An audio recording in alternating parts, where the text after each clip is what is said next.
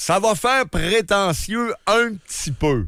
Ce qui est mou, c'est vraiment pas mon genre, là. OK? Mais bon, je m'en excuse. On va prendre un break, Phil, puis on va faire jouer le show de vendredi. OK. T'étais là? Ben oui. Tu te souviens de ce que j'ai dit? Me vante un peu, là. Je l'avoue, là. Vous pouvez me crier brag. Ah ouais, là. Bon, riez de moi. Mais voyons! J'ai eu raison sur tout! Fait que là, en début de show, excusez-moi, je suis paresseux des fois, là. Regarde, c'est pas que ça me tente pas. Je me relève de ma grippe, je commence à retrouver mon énergie. Je suis content d'être là avec vous. Mais là, regarde, c'est un but dans un filet désert. Fait que j'ai demandé à Thomas, j'ai dit, sors-moi le show de vendredi passé, puis on va peser sur play, on va prendre mon petit café, puis on va écouter un simple et humble animateur de radio. C'est que j'ai dit vendredi, c'est quoi qu'il faut faire contre Donald Trump? Comment on peut lutter? C'est correct, le nationalisme canadien, l'achat local, c'est tout bon, là. Mais pourquoi qu'on le prend pas au pied de la lettre avec ces histoires de fentanyl? Pourquoi on ne crée pas une task force? Hein? Y en a-tu qui se souviennent que j'ai dit ça? J'ai dit, on le prend au sérieux, ça va marcher. Bon, c'est du bluff, ils vont nous repogner dans 30 jours. On verra. Je suis pas naïf.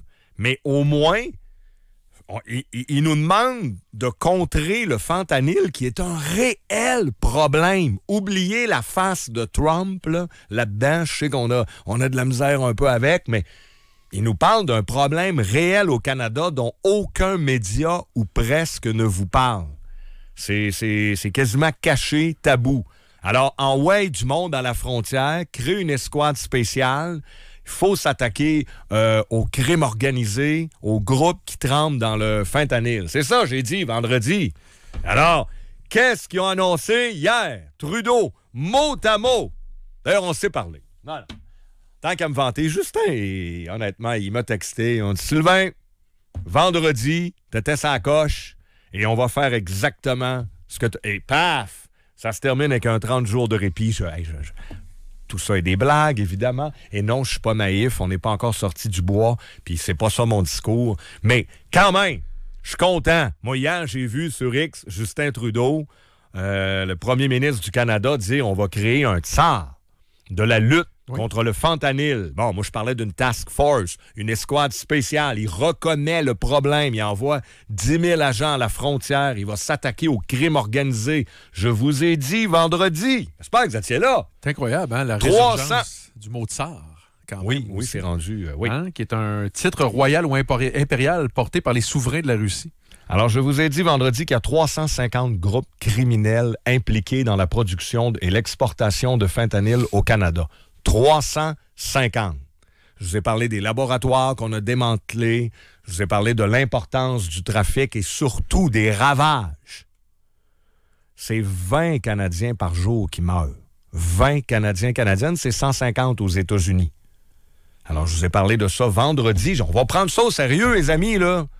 Les tarifs, tout ça, je sais, c'est important. L'économie, les experts partout, dans les journaux, à la TV. Mais à un moment donné... On va écouter c'est quoi qu'il dit, puis ça peut pas faire de mal. Si c'est un bluff, puis on va avoir quand même, on va s'attaquer à un problème important. Alors, Phil, je t'annonce que non seulement nous sommes écoutés à Québec, au Saguenay-Lac-Saint-Jean, bientôt à Trois-Rivières, mais à Ottawa. Ils ne l'ont pas dit, mais ça a l'air qu'on est diffusé, Bouchard en parle, à Gatineau, puis à Ottawa également. Et que Justin... petit break, entre deux négos, serait tombé sur la station Cogeco vendredi, puis il a fait Justin, m'a le faire. Ben, garde, si tu nous on écoutes, a 30 jours de répit. Texte-moi le mot de tsar au 25-226, je vais savoir que c'est toi. Mais moi, c'est vraiment ça qui me poque. On l'a eu hier. Hey, on a 30 jours, là, la grosse panique du week-end. J'espère que vous respirez un peu mieux aujourd'hui. M'a répété encore parce que je sais que ça va rentrer au 25-226, puis vous avez raison. Là. Ceux qui me disent, hey, c'est pas fini. C'est juste un répit, c'est 30 jours, je le sais. Mais on peut-tu le prendre? Hier, la presse nous annonçait un crash boursier de 20 %. Hey, je l'ai dit, ils m'ont fait peur. Ils ont réussi. Ouais, ça veut dire, t'es donc bien fragile. Peut-être, là, financièrement, on n'est pas tous au même niveau. Moi, ça m'a fait peur. 20 Il n'y a rien eu de ça, zéro. Déjà hier matin, je vous le disais, quand ça a eu lieu, quand on l'a su avec le Mexique, qui avait un répit de 30 jours, parce que là-bas, la présidente a envoyé 10 000 soldats à la frontière. Je vous ai dit, avant qu'on se laisse, je me suis fait traiter de naïf. Les textos, ça rentrait de tout bord, de tout côté. Je vous ai dit en ondes, on va l'avoir. Le Canada va l'avoir aussi le 30 jours, parce que Trudeau va se réveiller. Puis lui aussi, il va prendre des mesures contre le fentanyl. Ben, c'est exactement ce qui s'est passé. Bon, fait que là, on veut pas trop avoir un air triomphant. Là, on lâche les blagues. Là. Je sais bien que ça n'a rien à voir avec moi, mais zéro. Mais ouais. Tu y crois-tu, toi? Ben, j'y crois pour un mois. Après ça, pour le reste, on verra. Ouais, je sais bien. Tu sais, hier, d'abord, il l'a accordé ce mois-là au Mexique. Ensuite, pendant la journée, là, on attendait tout l'appel de 15 heures. Puis là, ce que je lisais pendant la journée, avant 15 heures, c'est qu'il y avait, selon certaines sources haut placées à Ottawa, on ne croyait pas avoir bénéficié du même délai, de la même prolongation, si on veut, que le Mexique allait avoir. Ouais. Puis là, je suis parti faire du snow, finalement. Puis plus tard dans la soirée, j'ai ouvert ça, puis j'ai vu que c'était la même affaire. Donc, ce mois-là, est-ce que vraiment ça nous permet de respirer? Ça permet à certaines personnes de se revirer de bord? Je sais pas, mais force est d'admettre qu'on le prend. On le prend. Ben non, on va le prendre, certains. Bon, on va espérer que pendant ce mois-là, Trudeau passe aux actes sérieusement dans sa lutte contre le fentanyl. 10 000 agents sur le terrain. Oui, c'est ce que j'ai dit aussi. Des hélicoptères. Peut-être tu dit 10 000? T'avais pas dit 10 000, Sylvain. Dans quoi? Ben, t'avais pas dit 10 000 agents là, qui allaient être sur le terrain.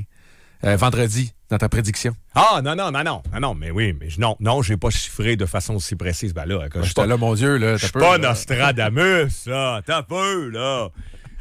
Non, ça n'a rien à voir, mais j'avais parlé de de mettre des agents à la frontière et de créer une task force pour lutter contre le fentanyl. Et là, on va déclarer les cartels mexicains organisations terroristes. On va créer des escouades spéciales. Le mot escouade spéciale, en collaboration avec les Américains, a été prononcé par Justin Trudeau. Il l'a écrit sur le réseau X. Alors, 25-226, je suis vraiment curieux. Tu sais, hier, vous avez été... c'est pas un record, mais pas loin de texto. Là. Comment vous vous sentez un matin? Avez-vous l'impression qu'on vous a fait peur un peu en fin de semaine? Ou non, au contraire, il fallait qu'on réagisse demain. La menace était sérieuse, Butch. Puis bon, peut-être justement que notre réaction a provoqué de quoi chez Trudeau ou chez les Américains, je sais pas quoi. Mais comment vous vous sentez à matin? Moi, sincèrement, je respire mieux.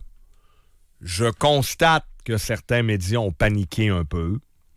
Mais bon, t'es pas obligé de les regarder. C'est peut-être parce que j'étais malade en fin de semaine et j'ai passé beaucoup de temps là-dedans. Mais je pense que la stratégie de s'attaquer au fentanyl est la bonne. Et à date, ça marche. Est-ce que... il y a peut-être des sceptiques dans la salle. Tu me liras un peu les textos 25-226. Je le suis. Moi, sceptique. Moi, je pense que c'est resserrer la frontière. Mais le fentanyl, moi, j'ai pas l'impression que c'est tant que ça le réel problème. Mais gars, au moins... c'est appliqué. Il y a 10 000 personnes de plus à la frontière, puis ça semble être... Mais moi, ce qui me désole un peu, c'est que c'est encore la volonté de Donald Trump. T'sais. C'est lui qui mène la barque, là. Vraiment, c'est ça. Là. Ouais, ça, je sais que ça agace bien du monde. Faire, là. Il a gagné. Ah, ben c'est ça. Il nous a demandé de s'attaquer au fentanyl, puis on s'attaque à ça. Fait que Trump a gagné. Ouais. Mais pour les 20 personnes, pour tous ceux qui sont aux prises avec ça, avec le fentanyl, les 20, je vous répète, les 20 qui meurent à chaque jour. Ils vont mourir pareil. Là. Le fentanyl, c'est juste, il n'ira pas l'autre bord, il va rester ici pareil. Ben, peut-être moins si on crée une escouade, si on investit en désintox, etc. Ah, ça oui. Ben oui, Phil, c'est ça qu'il faut faire, là. Mais entre toi et moi, mettons que toi, là, t'es pogné dans la spirale de l'enfer du fentanyl. Merde.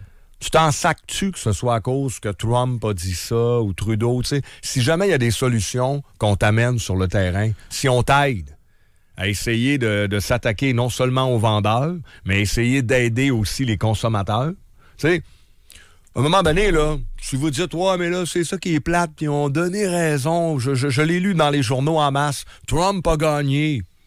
Moi, je pense qu'il y a des citoyens. Toi, tu donnes vraiment la vertu à Trump de sauver les pauvres addicts au fentanyl? Tu penses vraiment que c'est ça? Moi, je pense que c'est un prétexte pour renégocier bien plein d'affaires. Moi, je pense qu'il y a autre chose. Je suis pas naïf. Non, fait que je te suis, Phil. Mais sais-tu quoi? C'est un idéologue. c'est un nouveau politicien. On n'est pas habitué à ça. Je suis pas en train de le mettre sur un piédestal. Au contraire. Oui, puis sur certaines valeurs, sur certains principes, OK, il est vieux jeu, mais il est religieux. Il est sur plein de débats. Il y a des fois que ça nous plaît pas. Il y a des fois que ça va beaucoup trop dans des trucs rétrogrades sur la religion, sur le droit des femmes, tout ça. Je vais vous donner ça. Mais je pense que sur certains principes, ce groupe-là, c'est très évangéliste. Hein? T'es au courant? La gang autour de lui, là, les gens qui ont voté pour lui, les histoires de drogue, ces histoires-là, ça les touche beaucoup. Alors, non, je suis pas naïf. Je pense que Trump a aussi des visées économiques sur le Canada. Je vous en ai parlé hier. Mais son histoire de fentanyl, je suis pas sûr que c'est du bluff à 100%. Anyway, tu sais quoi faire avec un bluffeur au poker? Il faut qu'il mette ses cartes sur la table. Fait qu'en s'attaquant au fentanyl, on est gagnant. On est gagnant pour la population canadienne. On est gagnant parce que les victimes du fentanyl. On est gagnant parce qu'on a eu 30 jours de répit. Et si jamais Trump revient encore avec des demandes débiles de tarifs puis tout, là, parce que je suis pas d'accord avec les tarifs, là, comprenez-moi bien. S'il revient avec ça, on y aura enlevé une carte dans son jeu, puis on pourra essayer de fighter. Moi, excusez-moi, mais je suis positif un matin. Je suis désolé au nombre de fois que vous nous reprochez, les médias, d'être tout le temps négatifs. Gâtez-vous un peu, puis j'essaie de pas tomber dans la naïveté. Mais pour moi, c'est une bonne nouvelle. C'est à cause d'une bonne nouvelle jusqu'à la veille de l'échéance. Là. On l'avait pas hier, le 30 jours. On l'avait pas, là, on l'a, mais je veux dire, le problème n'est pas réglé pour autant. Donc, être positif là-dedans, peut-être que ça permet de respirer un peu, mais moi, je vois pas comment être positif. Les plus gros perdants, c'est ceux qui tremblent dans le trafic du fentanyl au Canada. Mais c'est un prétexte. Non, mais Phil, oui, je pense pas, moi. Ils vont le vendre pareil dans les rues canadiennes, puis c'est tout. Il en passait déjà pas du Canada. Arrêtez ça, le fentanyl. D'ailleurs, au 25 de 2-6, je vous lis, il n'y a personne qui croit à la raison du fentanyl. Là. Ça, c'est un faux débat. C'est parce que personne en parle. Zéro. Il y a juste des économistes. Parce que c'est pas un enjeu de notre bord. C'est pas un enjeu. Les Québécois, un matin, le bureau d'enquête, Félix Séguin, Catherine Lamontagne, ils ont commencé à en parler, là. Puis je t'ai parlé d'un journaliste de Radio-Canada qui en parle, puis moi, on est pas beaucoup, là. Ben, le mot fentanyl, excuse-moi, dans les médias, il circule depuis 2 semaines, là. C'est 350 groupes criminels. Un seul laboratoire pouvait produire 90 millions de doses. Et des laboratoires de même, ils en ont démantelé une quarantaine. Ça, c'est des informations que j'ai encore appris dans les journaux ce matin au cours des dernières années. Je vous jure que c'est un trafic, c'est parce qu'on le voit pas. Les gens, ils meurent, c'est des sans-abri, c'est des autochtones, c'est du petit monde. Il peut y avoir aussi toutes sortes de gens touchés, mais c'est surtout la classe la plus pauvre de la société. Puis moi, je trouve que ces gens-là méritent qu'on les défende. Mais si vous dites que ça n'existe pas, c'est parce qu'autour de vous, il n'y a personne qui en prend, n'avez pas entendu parler, c'est de la bullshit. Mais là, je suis vraiment pas d'accord avec vous. Là. Excusez-moi, là, réveillez-vous. Là. Mais si ça prend Donald Trump pour nous réveiller, ben là-dessus. Le reste, je suis pas naïf, va falloir continuer, je pense, à le watcher, puis il faut se préparer pour dans 30 jours. C'est ça qui abandonnera pas, là. Moi, je m'attends pas à ce que dans 30 jours, il fasse « Merci, Justin, 10 000 agents à la frontière, je suis content, puis j'abandonne mes demandes tarifaires. » Je pense qu'il va revenir avec d'autres choses, mais on va être prêt. Puis on va être capable de... J'imagine que pendant ces 30 jours-là, moi, je demande pas juste qu'on lutte contre le fentanyl, il faut aussi qu'on prépare une défense contre les tarifs. Solide, puis efficace, puis je suis pas un expert dans tout. Fait qu'il y a personne qui croit ça, le fentanyl, parfait. Mais c'est pas, à cause pas les migrants qui passent la frontière avec du fentanyl dans leur sac à dos. Ça passe par bateau, ça se promène. Tu sais, je comprends. Non, elle est produite ici. Phil, elle est produite dans des labos ici. 40 laboratoires 19 kg sont passés par rapport à des milliers du Mexique. C'est parce que tout le monde... Si c'est des labos, ça va rester ici, ça passera juste pas à la frontière. C'est juste ça, c'est à la frontière qu'ils mettent les 10 000 personnes. Ils vont en vendre pareil dans les rues ici. Là. Le problème n'est pas réglé pour autant. Puis moi, je dis pas, je suis pas prêt pas à tout à donner le drap de la vertu, la cape de la vertu à Donald Trump. Lui, il s'occupe du fentanyl, il pense à nos gens, alors que nous, on l'a jamais fait. Voyons donc. Et si tu penses ça, moi, je pense que tu es un peu naïf. Là.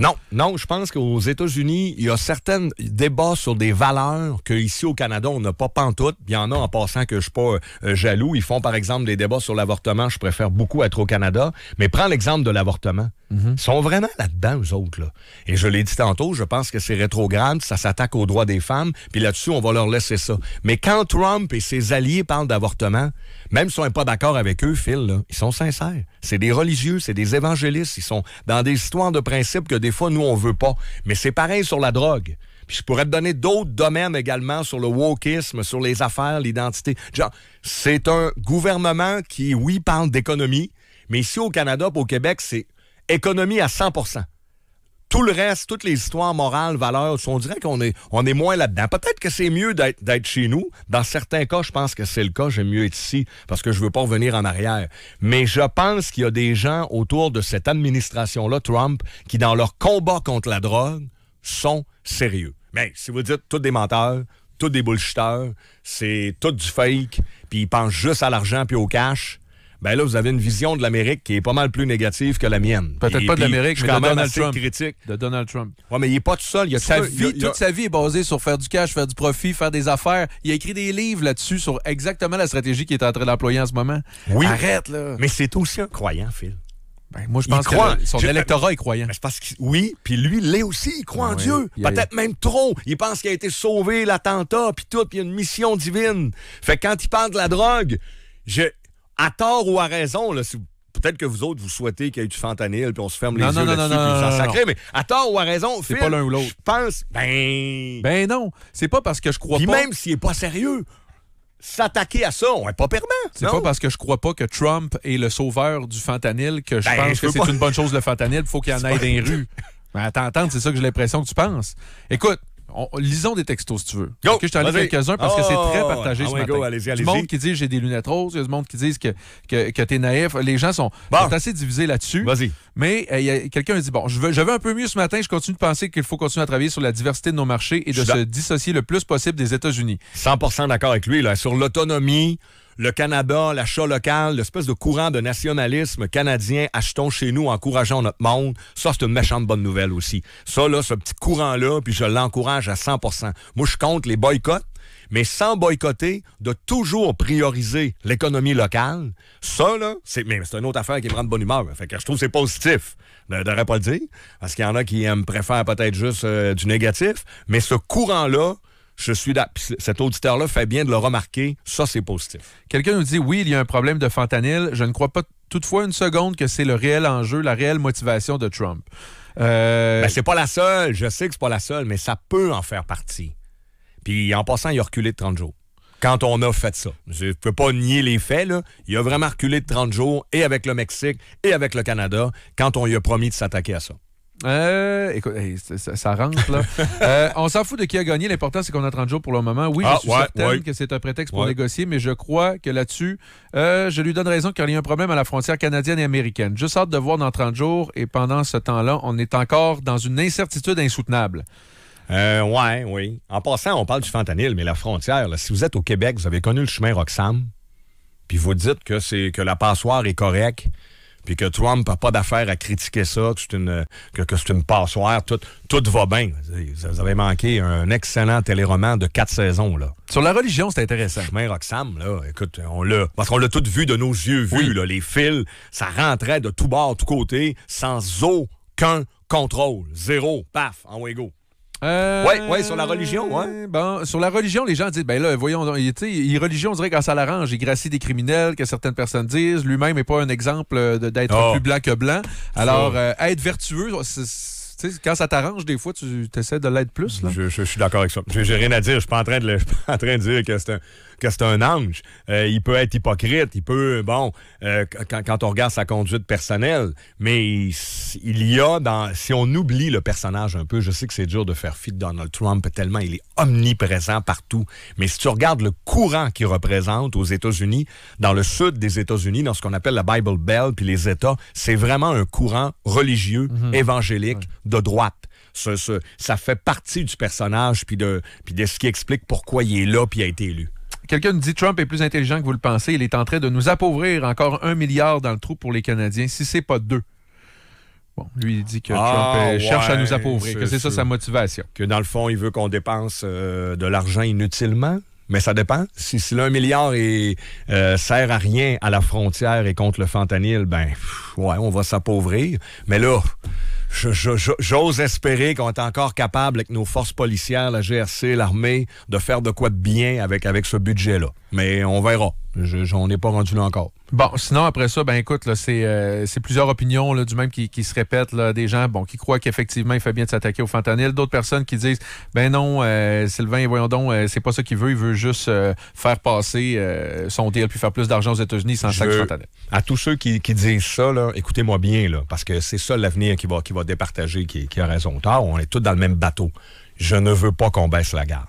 OK? Je vous lis, je vous entends. Ceux qui disent le fentanyl, c'est de la merde, c'est une excuse, il veut juste fighter, puis appauvrir, puis annexer le Canada. Je suis pas en train de dire qu'il faut baisser la garde. Zéro. Faut continuer à le watcher, faut continuer à se défendre, mais je pense qu'on a quand même gagné 30 jours hier en s'attaquant à un problème qui est réel, qui n'a rien à voir avec Trump en passant, là. Avant lui, même s'il n'existait pas, c'est quand même là sur le terrain et ne soyez pas naïfs, les amis. Mais allez ailleurs un petit peu. Des problèmes dans la société qui sont complètement, comment je pourrais dire ça, mis de côté par les élites, par les médias, par les gens en haut. Il n'y a pas juste le fentanyl. Je suis tombé sur de quoi hier à Radio-Canada, puis j'ai dit, tiens, je vais partager ça rapidement avec mes auditeurs. Je trouve que c'est un bel exemple d'un problème réel. J'espère que ça ne prendra pas Donald Trump qui va venir nous faire la leçon encore. Ben, c'est sûr que c'est tannant de se faire la leçon par lui à Washington. Ah, les Canadiens, vous n'êtes pas bons que le fentanyl.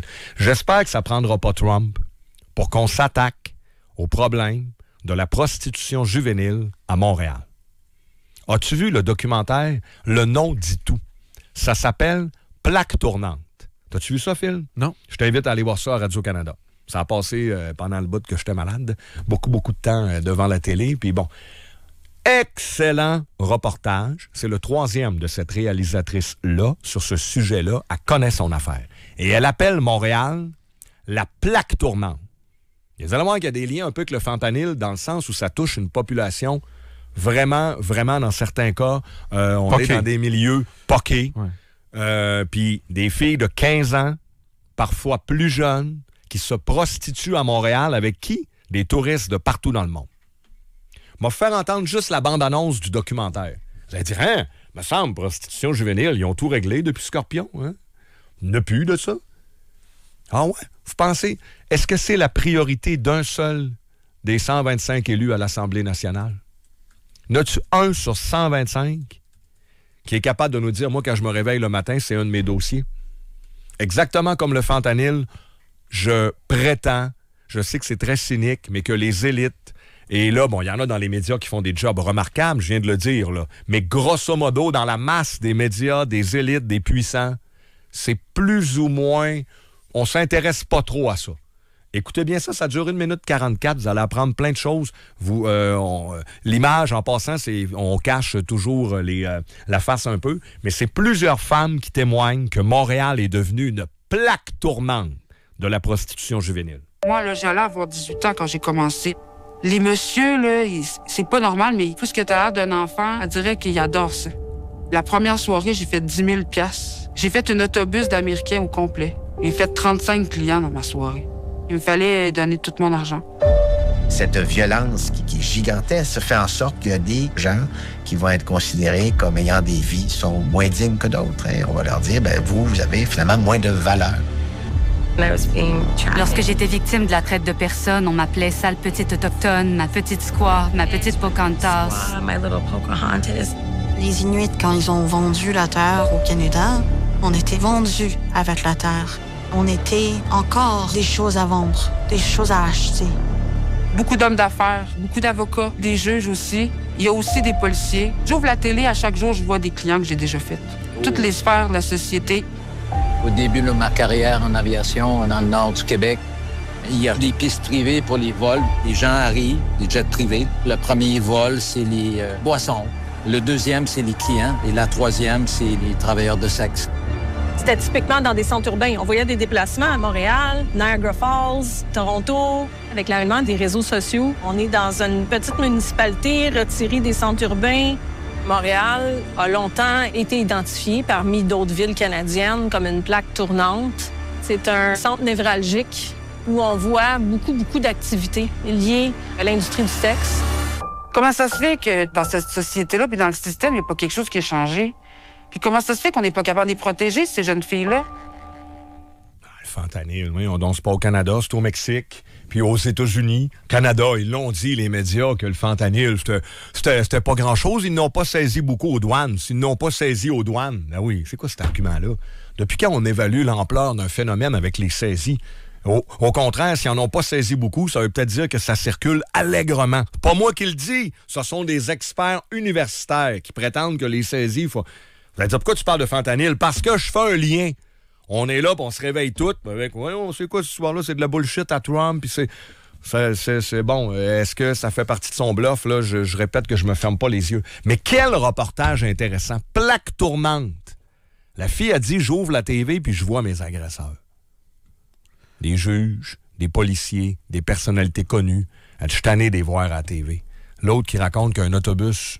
D'Américains, en passant. C'est eux autres qui traversent de notre bar pour aller coucher avec des femmes mineures. Ah oui. Pas nous autres le problème. Ben oui, Phil. Ah ouais? Arrête là. Ça veut dire que si la fille se prostitue pour un gang d'ici, on fait aussi partie du problème. Oui, l'Américain vient ici, mais t'as peu, là. La fille qui dit qu'à la TV, elle voit des policiers puis des juges puis tout, c'est pas tout du US, là. Peut-être qu'elle regarde la télé américaine. Puis oui, c'est un problème qui concerne et les Américains et nous autres s'il y a des touristes en international qui viennent ici. Mais justement, il faut resserrer les contrôles à la frontière, il faut checker ça. Le tourisme sexuel, il faut s'attaquer à ça. Des petites filles de 15 ans. Et comme par hasard, on a encore une fois, il faut le souligner, des Autochtones. Fentanyl, c'est pareil. Des gens de qui, clairement, là, on regarde pas à bonne place. Là. Moi, j'ai trouvé ça, puis ça, c'est juste, en passant, le résumé. Là. Le reportage, il passe ces temps-ci à Radio-Canada. Il est sorti au mois de décembre dernier, mais il est... tapez ça, là, plaque tournante. Est-ce que vous pensez que les autorités canadiennes, québécoises font tout leur possible pour contrer ce phénomène-là? Qui c'est qui est capable de se payer des jets privés pour aller dans le Grand Nord? Avec un avion d'alcool, un avion de clients, puis un avion de filles. C'est triste, mais c'est exactement le pilote, c'est ce qu'il dit. On arrivait avec 3 avions. L'alcool, Alors, c'est les gens les plus puissants. C'est des gens en haut, là. Moi, j'ai pas vu beaucoup d'arrestations de clients en passant depuis Scorpion. Ça fait une couple d'années, ça. Alors, est-ce qu'il y a une escouade? Est-ce que ça se peut dans la société, les amis, qu'il se passe des choses que on lève le nez là-dessus, puis on regarde pas ça? Faites pas le saut, OK? 10h et... j'ai pas le nom de la réalisatrice en passant, je voulais la nommer. Je suis désolé. Plaque tournante, le documentaire. Ouais, c'est son 3e en passant. Alors, tu vois qu'elle a gagné la confiance de certaines filles qui acceptent de témoigner là-dedans puis de raconter leur vécu. Si vous allez faire un tour, ça a déjà été dit dans d'autres reportages. Hein. Toronto, Calgary, même Vancouver, le nombre de filles québécoises mineures qui se prostituent, très élevé. Parce que si vous dites, pourquoi plaque tournante? Il doit en avoir partout. Non, là. Arrête, oui, il y a de la prostitution juvénile partout, là. Mais Montréal est spécifiquement considéré comme une plaque tournante de, excusez les mots, mais je l'assume à ça. La prostitution juvénile. L'esclavage. Ouais, l'esclavage. Non, mais rendu là, c'est une petite fille de 15 ans. C'est déjà la prostitution juvénile, c'est déjà grave, là. Mais tu sais, à Québec, tout ça, bon, on a vu un peu ce que ça donnait. La fille, elle dit, j'ai même pas de scène. Elle a même pas de scène. C'est de la traite humaine. Voilà. C'est Viveka Melki, la réalisatrice. Là, tu as raison, c'est son 3e là-dessus, au volet québécois du phénomène de la prostitution juvénile.